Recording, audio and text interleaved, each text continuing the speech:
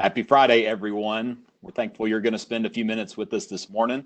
I'm Brian Manning. I'm a financial advisor here in Nashville for Pinnacle Financial Partners, and we'll be talking today about PPP loan forgiveness. This is the third webinar we've done this week. There's been some new information that's come out, so we want to try to cover that for you today to make sure that you are ready for your PPP loan forgiveness. Thankfully, I am joined once again by my friend Lane Rhodes. Lane is our resident SBA expert, and she and the team have spent a lot of time going over all of this information and putting it together in a way that we can all understand it, make it a little bit easier for you to get ready for your application process. I'd go over just a couple of ground rules as we get going this morning. We want to use the Q&A function. If you've got a question, we'll try to go through that today. We ask that you use the Q&A function and not the chat function. The chat makes it challenging for you to get your question to us. If you use the Q&A function, we'll see that, and then we'll try to group those together and address them generally. It'll be really challenging. We've got several hundred people that are participating this morning, so it'll be challenging to answer everyone's question directly. But we will do our best to group those together in a way that we can address those generally. This information is ever changing, so what we're trying to do is put this information together for you in a way that you can understand it and give you up to date. But we would direct you to our website. That's pnfp.com/PPP Forgiveness. That's got all the forms we'll go over today. It's got everything that we've put together and an information that you can go through. It's got the calculators that we'll go over today. So everything that we've got, all the up-to-date information is out on our website at pnfp.com/PPP Forgiveness. Also, if you want to go back and reference this webinar or any of our previous webinars, that's available on YouTube. If you go to youtube.com/watchpnfp, this webinar, along with several other of our webinars, are available there. Our agenda today will be just to catch you up to speed on where the program is today. There's been several changes since you went through the application and received your funds, so we want to make sure that you know the latest information that's out there, and then we'll walk you through the calculator that our team here has developed, as well as all the documents that you'll need to begin your application progress for your forgiveness. So with that, Lane, I will bring you in. Thanks for taking some time with us this Friday morning.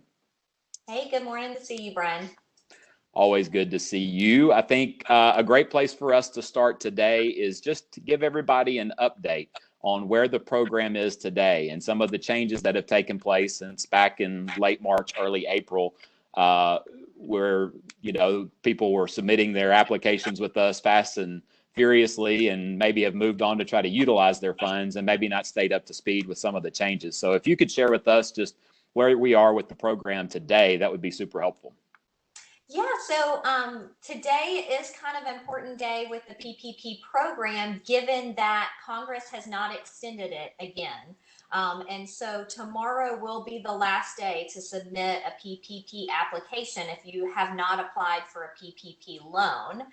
So I think that's good to note. That's not to say with some of the pending legislation out there that may not get extended again. There are definitely still funds available that are out there that can be borrowed. We haven't exhausted all of that money yet. So that is good to know. But that change of even extending the application deadline to the 8th of August came as part of the PPP Flexibility Act. And so I think it's good just to kind of give people an update of what that PPP Flexibility Act did. And it actually extended the time period that you could use the money. So that was the biggest one. So it started off as an 8-week program that you got the money, and your 8-week time clock started the day that you received your funds. Well, SBA's gone and extended that time clock to 24 weeks. And so if you applied after that change was made as part of the Flexibility Act, you were automatically given that 24 weeks. But then any loan that was done prior to them passing the PPP Flexibility Act, those were also grandfathered in to be able to get the 24-week time period. So that was a really big change. Another change in the PPP Flexibility Act, Brian, was extending what could be used for non-payroll related expenses. So originally you were supposed to use 75% of the loan on payroll expenses. And now they've lowered that to 60, which gives you 40% left that you can use on non-payroll related expenses. So that was a big change. It also extended the payback term. If for some reason a portion of your PPP loan does not get forgiven, it can now be paid back over a 5-year window instead of the original 2-year window. It also gave some great clarification and flexibility. And if you didn't hire back everyone or employees chose not to come back, it gave some safe harbor benefits there of if you extended a job back to some individuals that you had laid off earlier this year and they chose not to come back to work for one reason or another, that those headcounts don't have to count against you. Or if an employee decided to leave on their own free will, which happens from time to time. I mean, some employees may just be very concerned. They may be high risk and not want to take the risk of coming back to work right now until we get a vaccine for COVID. And so those individuals do not count against your head count for the forgiveness. And then if you have to let somebody go for due cause, those individuals don't count against you either as far as your PPP forgiveness goes. So lots of really good changes in that Flexibility Act that was passed in June. Yeah, I think that's helpful. So let's talk through the mechanics of the application process before we jump into the calculator and the documentation. It sounds like the SBA is going to move forward with the plan to open up the application process for forgiveness next week. We'll be ready right coinciding with that. So we'll be ready and we'll send out communication to our clients that will put that out there. But Lane, would you talk through a little bit of the process for forgiveness and how we're here at Pinnacle going to handle that, and then also what it's going to look like on the SBA's end?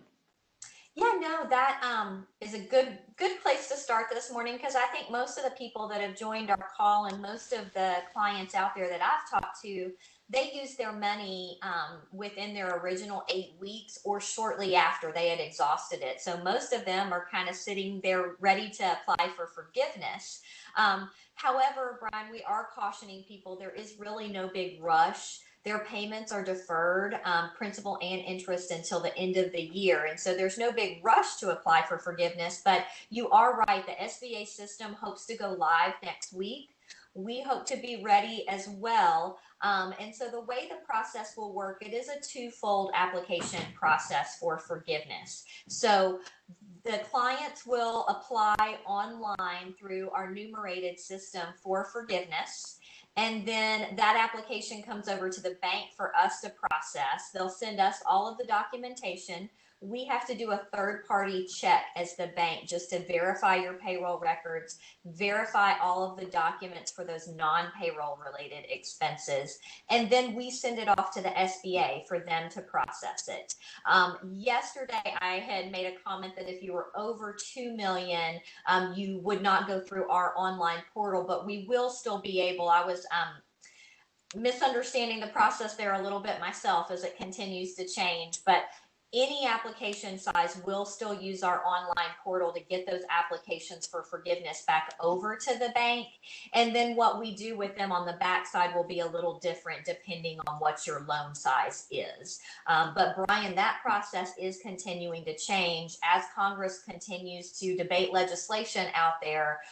Both the House and Senate have bills that would offer up blanket forgiveness potentially for anybody that has a PPP loan of $150,000 or less.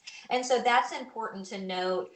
Some of those individuals may not need to start collecting and filling out all this paperwork to begin with. If they get that blanket forgiveness, it may be just a really quick certification that they have to do to the bank that they did in fact use the money correctly, and then it's forgiven. So you may not even need to go collect all these payroll documents and fill out these forms and send them over to us. So that is another reason, Brian, that there is just not a big rush for people to go and start filling out their forgiveness application once it goes live within the next few weeks. Yeah, I think that's helpful information, Lane. I know, just like you mentioned, I've talked to lots of people and they've utilized their funds and they're very anxious to get the forgiveness application process started so that they can put the PPP program in their rearview mirror and kind of move on with life. But the reality of the situation is, just from a logistical standpoint, much like it was on the front end, I'm sure there'll be hiccups and challenges along the way. But also, just as you mentioned, with Congress continuing to meet and discuss some of the changes to the program, it really could be beneficial to wait just a little bit and see kind of how the process works itself out over time, and maybe take their time on the forgiveness because the principal and interest is deferred. They don't have anything to worry about. But I think in the previous webinars, you kind of suggested that there may be one group of people that it does really make sense to try and go ahead and kind of be at the front end of the forgiveness process. And those are people who maybe they know they're not going to get full forgiveness for their loans, or they know that they use some of the funds, not completely for payroll or those types of things. Is that correct? That is correct. So, if you own a business that's going through an ownership change, whether you have a partner that was a majority partner that's leaving, so that's considered like a change in control for the organization, or you've just decided to sell your business. And there's several of those that, they had acquisition transactions in place prior to COVID even hitting. They still want to move forward with those transactions. However, anytime you have a change in ownership on any SBA loan, that can trigger a default with the loan agreement unless you get permission from SBA to do that. So I do caution individuals that are in the process of making any sort of ownership change or change in control within their organization, that they reach out to their banker. We can definitely process those if they're not ready to apply for forgiveness. Or the easiest thing to do would be to just go ahead and try to get their forgiveness applications in as soon as the portal goes live, and we can try to get it processed as quickly as possible. And then once it's processed, once they actually receive the forgiveness from SBA, so remember that twofold process. Just because they've applied to the bank for forgiveness doesn't mean they've been granted forgiveness yet. But once we get forgiveness from SBA and their loan has been paid off in full, then they can move forward with that change in ownership or change in control. Yeah, I think that's really helpful, Lane. So just to kind of recap some of the changes, the program initially was planned for an 8-week window to utilize the funds. They extended that with the option to go to 24 weeks. So you have the option of 8 to 24. And maybe one point of clarification there, Lane, if they did choose the 24-week period but utilized all of their funds prior to the 24, it's not necessarily required for them to wait till that end of the 24-week period to begin the application process. If they utilize that in the 10 to 12-week period, they'd be able to go ahead. They don't have to wait for the 24 weeks. Is that correct? That is correct. No, they can, you can basically utilize the funds anywhere within that 24-week window, and then you can apply for forgiveness anywhere within that 24 window. So there's really, no big rush to get in the application. But at the same time, if they want to apply at week 16, once they've exhausted their funds, they can.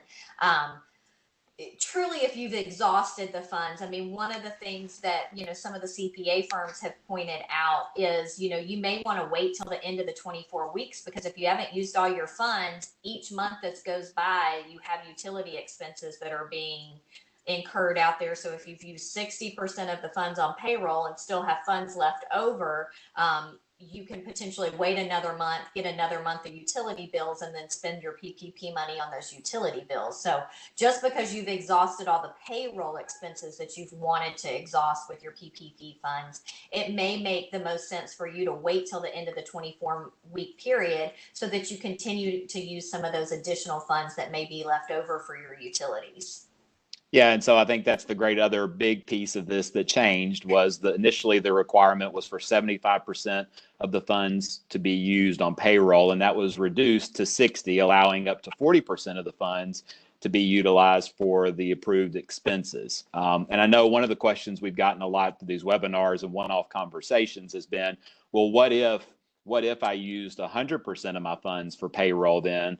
Do I need to worry about my utilities and other allowable expenses? And it's totally acceptable to utilize your PPP funds 100% for payroll if that's the case. There's nothing against that. There's no requirement to only use it for 60%. If you go above the 60%, that's acceptable, right? Correct. Yes, you can definitely use 100% of your PPP funds on payroll related expenses, as long as you're not taking them out and giving, one large bonus for the remainder of those funds, and you're not going above that $100,000 a year threshold that's out there. So lots of people are using 100% of the money on payroll, and that is great. I mean, that's what the program was intended to do.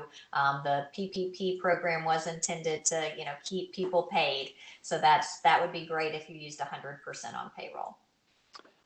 Well, I think that's great. So I think now what we'll do is we'll jump into a couple of the documents that I know the team with Aaron DeMarco and Dana Sanders and that group has put together for our clients to be able to use to prepare their application for forgiveness. So we'll look at a couple of documents that we've put together here.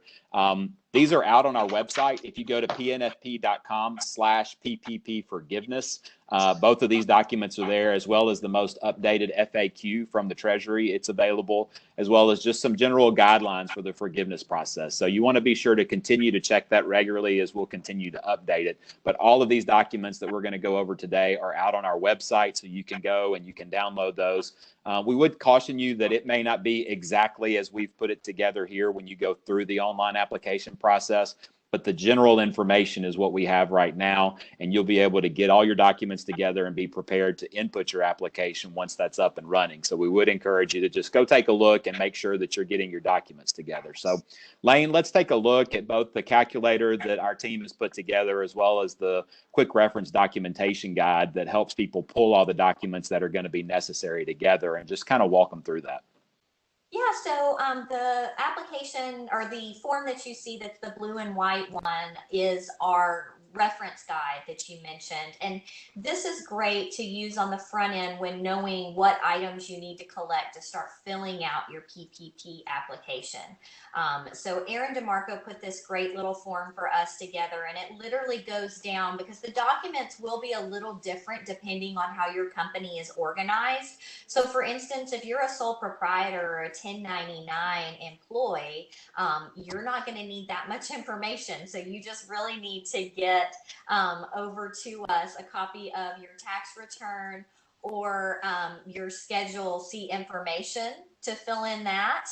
If you have an LLC, you'll want to get your LLC documents together there, general partnerships, S corps. It kind of goes down each one of those types of companies as to what payroll documents you truly want to gather.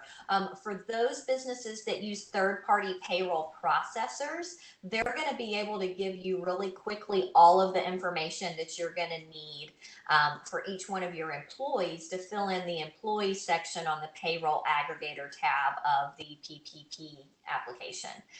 So some really good information there. It also goes over the non-payroll related expenses and what's going to be required there.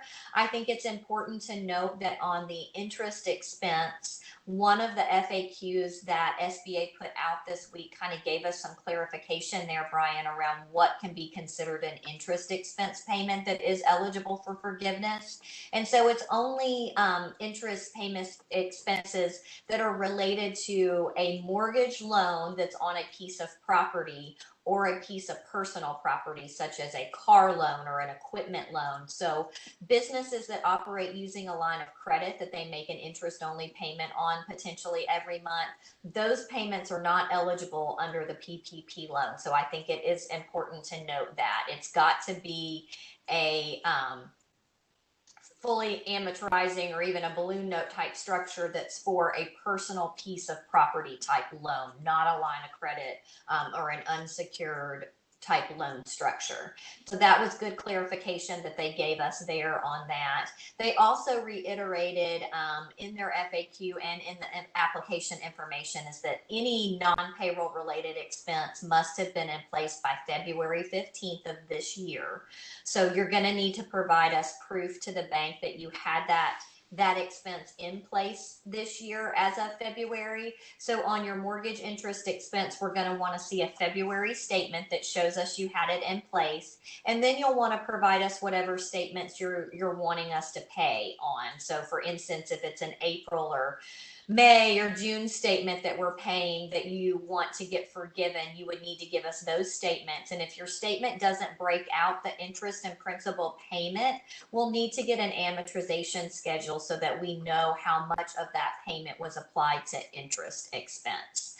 On the rent and lease payments, we're going to want to see your lease agreement We want to make sure that lease agreement was in place prior to February 15th of this year. And then we're wanting to know how you pay for that lease each month, whether you give an ACH debit, whether you cut a check. You'll need to provide us proof of payment each month that you actually made those lease payments. And then for the utility expenses, same thing there, Brian, as well. We need a statement from the 15th. Or a statement from February showing us you paid that expense in February or it was in place in February, and then statements for whatever months you want to be considered for forgiveness as well.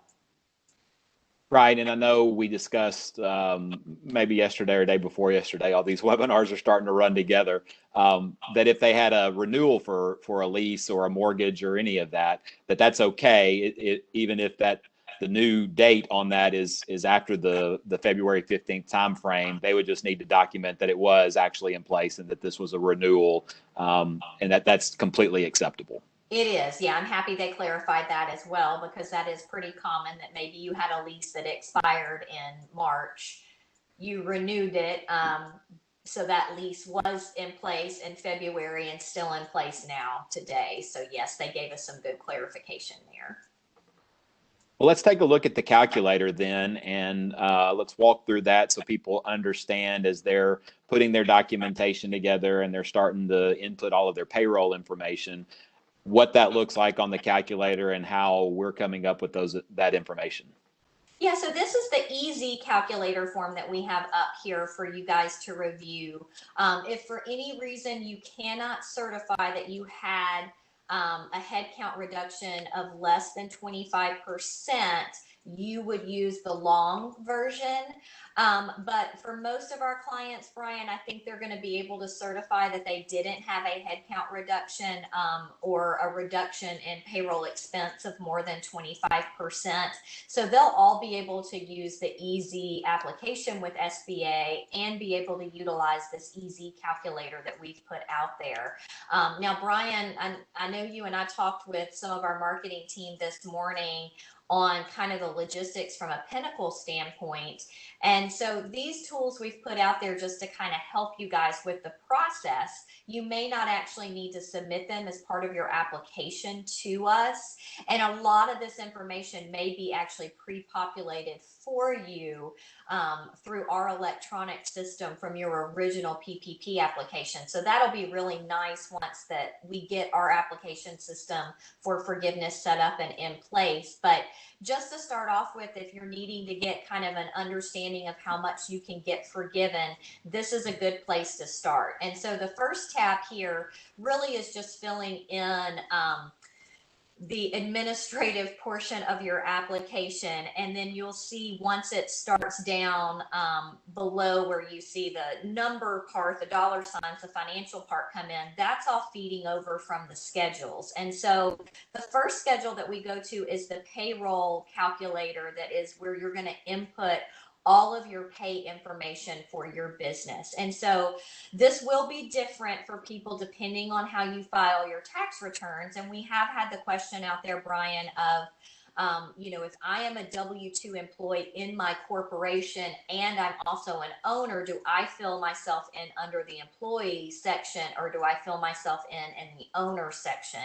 And anytime you're an owner, you want to fill in the owner section. So regardless of how you're paid, if you get a W-2 or you just take owner draws, we still want the owner section completed by anybody that is an owner in the company. And so even if you only get, say you're only a 1% owner in your business, you would still fill in under that owner section. And then the employees in section is truly going to be those employees that work for you at the business. And so this is where you are going to need to have your payroll information gathered ahead of time, so you have everything ready to input into this section. You'll want to pick whether or not you're using the 24-week period or the 8-week period here, because that will change the formulas and the calculations in our form. So it's important to note that information as well. But like I was saying, Brian, most people that use a third-party processor, they'll be able to get this information very quickly and even just do a a data dump from the information their third-party payroll provider gives them. Their third-party payroll provider may also have a calculator similar to this that they have put together. We will need to do our own bank certification to make sure. We have to, double check, triple check these payroll numbers to make sure they're accurate. But any information that your third-party payroll provider has put together that can kind of help you with this process, we would highly encourage that you utilize those resources as well. It's only going to make your job easier in completing the application and make it easier on the bank side, hopefully, to be able to look at all of that information and validate that you use the money correctly.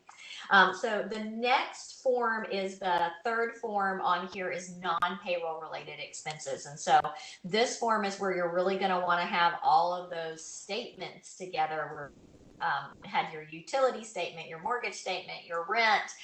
Want to gather all of those up ahead of time so that you can input them into this form as well. You'll also want to note for us whether you're using the 8-week or the 24-week, because that will matter as far as what statements we can pay and count towards your forgiveness. But Brian, you and I were talking.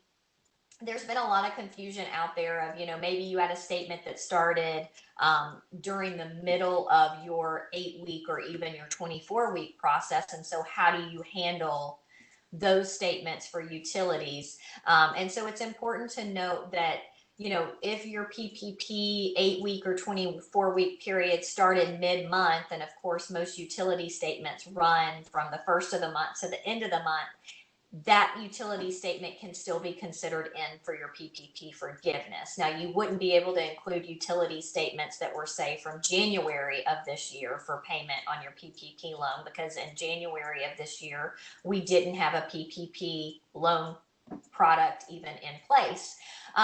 But they did give some flexibility there in kind of those coverage periods that covered where, you would have a mid-month. And so same for if you had your PPP funds expired mid-month. So they expire at the end of August. You could still have a utility bill that goes through the end of August that you could use to cover your PPP funds there and still get full forgiveness. Yeah, and I think that's a great point to make, Lane. If people have a question about the covered period and how their utility bills run and when they make those payments, if they'll look at the FAQ that was just put out this week by the Treasury, they give a really great example, a couple of great examples, both for the utilities and also for payroll purposes of how to calculate it and when you can cover periods and all of that, so that it should be pretty self-explanatory to the clients as they go through the process and understand what is allowable and what's not.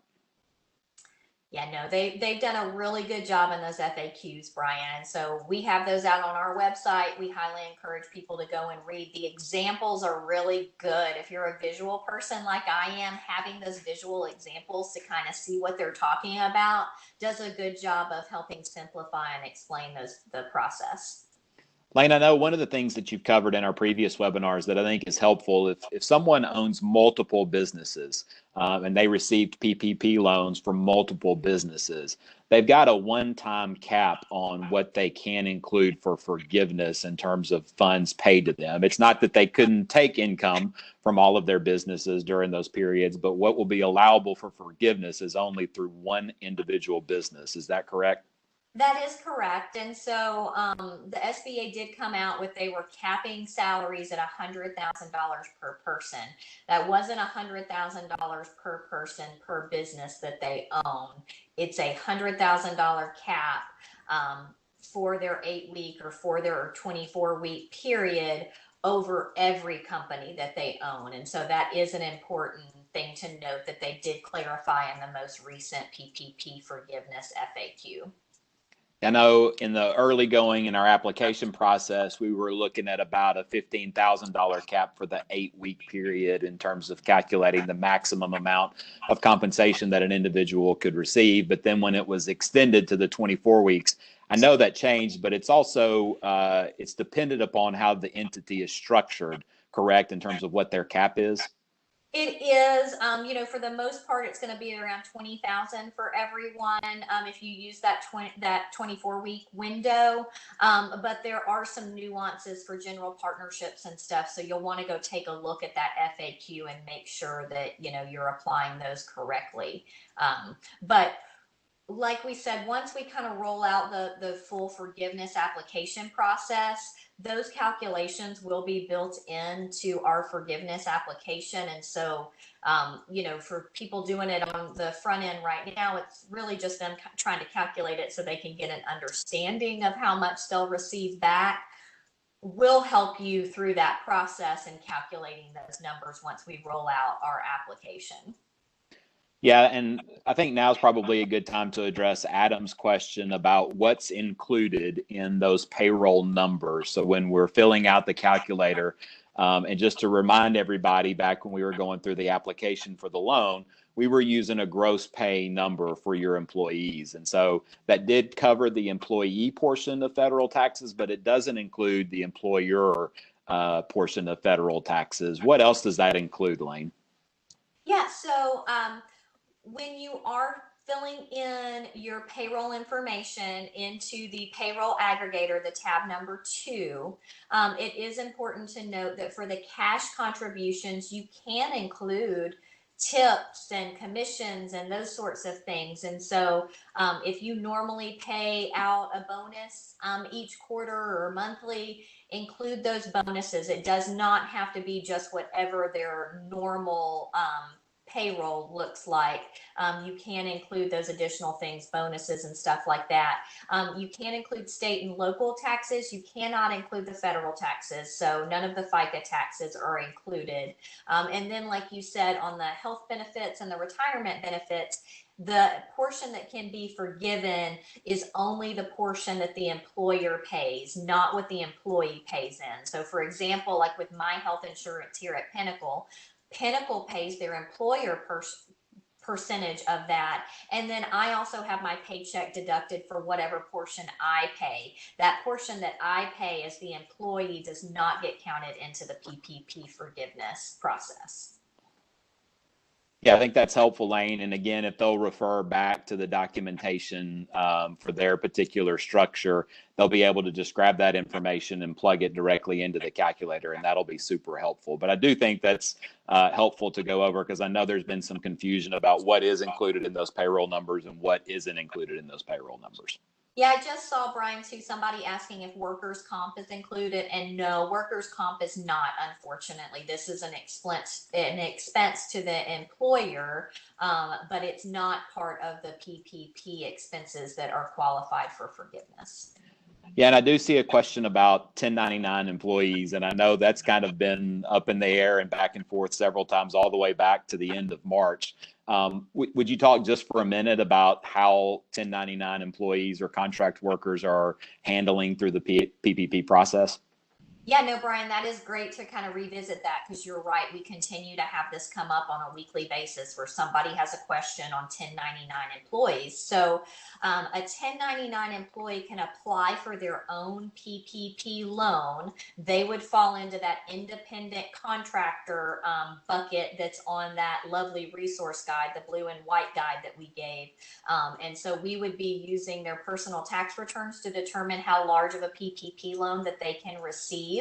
So they would receive the PPP money themselves as an individual. What that then means for the employer is that you cannot include those 1099 employees when you're filling out this payroll aggregator. They do not get to count under the employee compensation bucket there. They have to be true W-2 employees to be able to fill in on the PPP application for forgiveness if the employer is trying to consider them. So that is something good to kind of, remember and keep in mind. And just even kind of as we went through COVID, businesses changed their business model as to how they were paying people. So some business owners went to actually using 1099 contractors. And so it's good for those to know that maybe they didn't use 1099 contractors prior to COVID, that unfortunately those 1099 contractors don't qualify under the forgiveness component. Yeah, I think that's helpful, Lane. I know one of the other questions that we've received several times over the last couple of weeks is if a business let go of an employee, maybe it was for cause, maybe the employee decided to just quit, like you talked about earlier, for health concerns or something else, and they replace that individual. As they're going through the calculator, what really matters is that they maintain the headcount. It doesn't matter so much about the individual employee. What matters is that they maintained headcount, and they can utilize those PPP funds for the headcount that they have. It doesn't have to go to a specific individual. Is that correct? That is correct. And we're really looking at overall payroll expense so that they didn't have a reduction of 25% or more in that total expense. So that is good to see. That can you could have had 25 employees when you applied. Now you have 27, but that makeup may be very different. You may have had 10 employees quit and you brought on 12 new ones. So that number can fluctuate some there. Lane, anything else in terms of the calculator and things that people need to know, or specific questions about the documentation that we want to address before we just kind of look at some of the general questions that we've received today? I think it's just important that, people understand this is really just a data collection process. So as much data that they can collect up front and have ready, it's just going to make the process easier for them. So just getting all of this information compiled and in place prior to sitting down and trying to fill out the application is going to be very helpful for them. Yeah, I think that's very helpful. I know, Lane, one of the questions that we've kind of received over and over again that I think is probably good to revisit, that I know you talked about before, I'm not so sure that we covered today, but one of the concerns about if you utilize the 24-week period for utilizing your funds, but maybe you use all those funds through I don't know, 10 or 12 weeks or something like that, there is an attestation that says that you did not have a reduction in headcount. And as it stands right now, what you're attesting to is that that's for the full 24-week period. But if you go ahead and you begin the application process for forgiveness and you do reduce your headcount after the fact, it could come back against you. And that may be one of the reasons to maybe wait to apply for forgiveness to the full 24-week period. Is that correct? That is correct. So that is one of the caveats there, is that you are going ahead and certifying when you sign that forgiveness application. If you use the 24 weeks, the way it reads right now is that you are promising to keep that head count the same through the end of your 24-week time period. Now, SBA may give us some clarification and they may change that in the upcoming weeks. So, stay tuned. As we said, this was the first FAQ that came out this week on the PPP forgiveness process. And if you guys remember on the PPP loan application process, I think we ended up having 12 or 13 different FAQs that came out throughout that process from SBA, giving further definition and further clarification to the actual process. So we're assuming no different here with the forgiveness process, that we'll have some changes as it goes along. So they may hopefully clarify that, because I don't necessarily think that that was the intent of SBA by extending that 24 weeks to mean that business owners that exhausted their funds prior to that 24 weeks didn't have the flexibility to, make a headcount reduction. Yeah, Elaine, it looks like we have a question about the difference between a covered period and an alternative covered period. Can you give a quick explanation to simplify that? Because I know it can be confusing when it comes to payroll expenses and what's covered and what's not. Do you mind doing a quick explanation for our listeners on that? Yeah, the alternative covered period that SBA gave was really if you had payroll that kind of spanned over before you got your PPP loan, or it would run over after you got your money. You could use this alternative payroll period that SBA kind of clarified out there. However, when they went and did some further clarifications in their FAQs, I feel like they really did away with the need for most people to use an alternative payroll period. But depending on how you run your payroll, that alternative payroll period may still apply to you, but it's really going to vary depending on whether or not you run payroll monthly, bi-weekly, quarterly.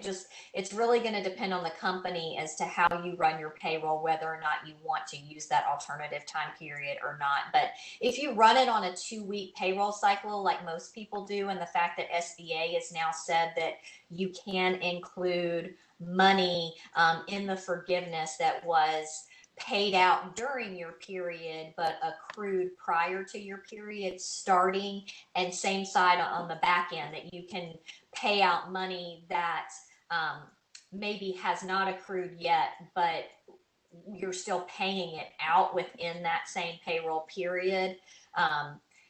It's really kind of simplified that, where I don't think too many people are going to need to utilize that alternative period that they threw out there. Yeah, I think extending that period certainly helps with some of that.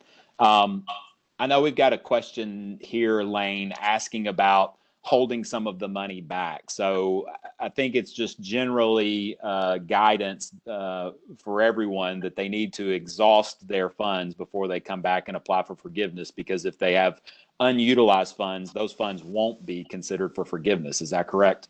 That is correct. Yeah. I mean, if you have not used your money, once you apply for forgiveness, those funds that are left over, they won't be forgiven. So you can either pay down your loan with them, or, keep them as a loan at that point. But with them extending the 24-week time period, and we assume that you'd have utilities that continue to, come up each month, that may be a reason to keep your PPP funds longer and use some of what's left over on some of those utility expenses. Yeah, I do think that was part of the reason that we tried to make an adjustment, or they made an adjustment in that 24-week period, because there are lots of businesses that weren't open for business, and maybe some businesses that still aren't open for business, that they reduced the amount that was required for payroll use and then also increased the amount that could be used for those allowable expenses, so that hopefully between the 24-week period and also for the large amount of allowable expenses, that the business owners could utilize those funds. I would go ahead and remind everybody that all of the documents that we've looked at are on our website at pnfp.com/PPP Forgiveness. So the FAQ that came out on the 4th is there. The calculator is there. The document that tells you everything that you'll need to pull together to complete your application is there. And just some general information about the forgiveness process is also all on that website. And we'll continue to update it as information comes out. Lane, I know we have another question as it regards to owners and their compensation. And just to reiterate, if they are a W-2 employee, but also an owner of the business, regardless of how many employees that business has, if they're an owner of the business, they do need to be listed in the owner portion of the calculator. Is that correct? Yes, and regardless of ownership percentage, because I've seen that as well, people that only have a fraction of ownership, whether it's 1% or even a quarter of 1%, those people are still considered an owner of the business, and so they are looked at a little differently as far as the PPP forgiveness process goes, and they need to be listed in that owner section. Yeah, it looks like, Lane, just scrolling through our questions, we have some questions regarding the safe harbor allowance for letting employees go. Do you mind covering that again? Because I know there was some concern about reducing headcount, and that was a big thing on the front end about reducing headcount. But they did come out with some additional guidance after the fact that did make that allowable in certain situations. Do you mind covering that real quick?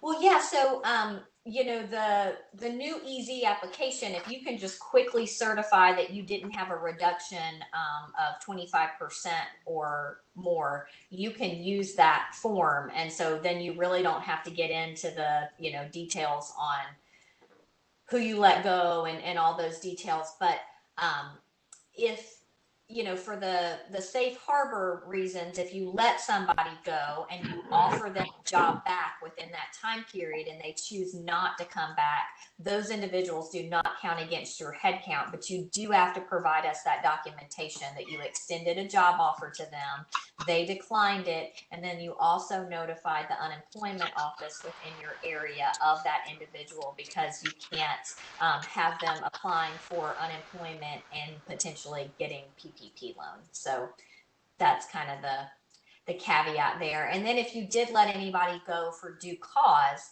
that doesn't count against you as well. But you definitely need to be able to provide us documentation of that. And Brian, I think it's important to note that any of the documentation that applies during this PPP process, the bank and the business owner needs to keep that information for 6 years, because anytime during that 6 years, the SBA could come back and want to review that information, to review it for forgiveness eligibility potentially. So even after you get full forgiveness, SBA may become knocking on the door and asking for just to review that file.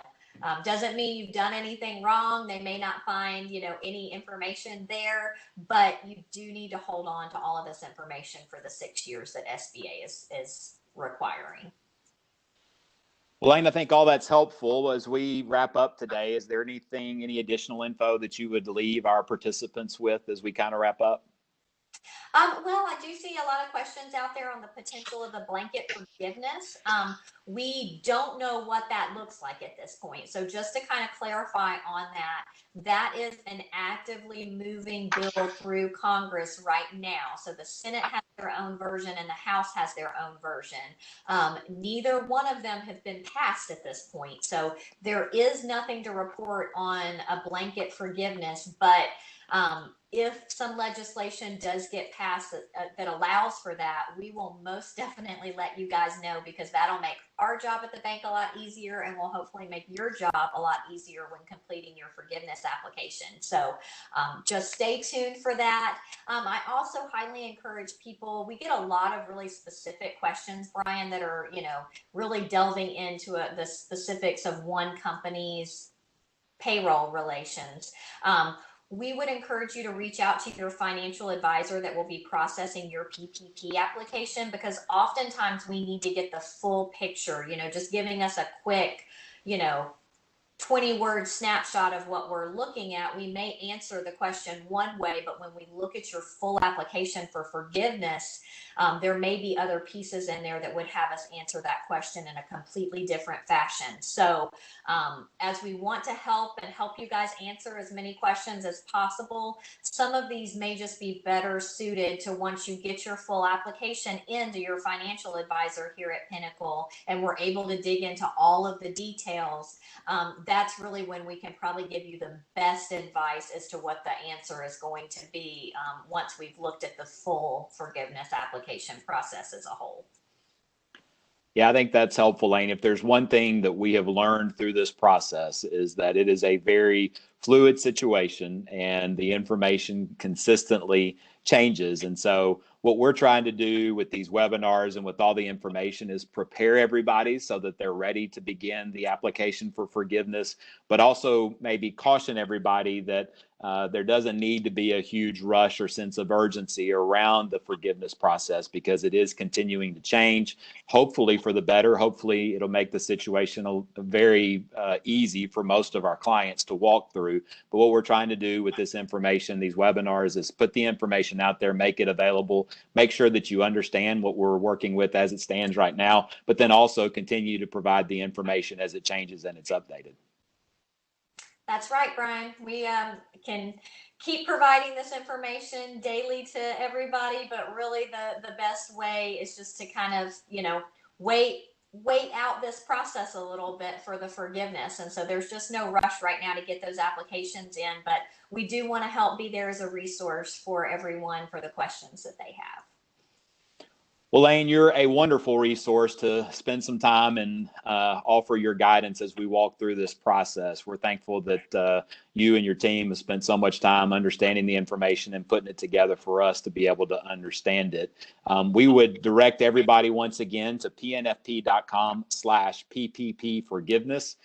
That's where the calculator form is. That's where the most recent FAQ is. And that's just where some general guidance about the forgiveness process. You can find all of that information there. We would encourage you to continue to have conversations with your CPA, with your financial advisor here at Pinnacle, as you kind of walk through the process.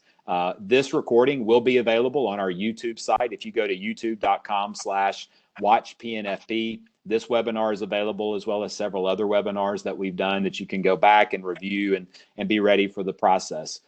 We will continue to send emails out. If you are a client of Pinnacle and you've gone through the PPP process with us, we'll continue to send out communication as we have updated information. And as we open up the application process for forgiveness, you'll be sure to get that.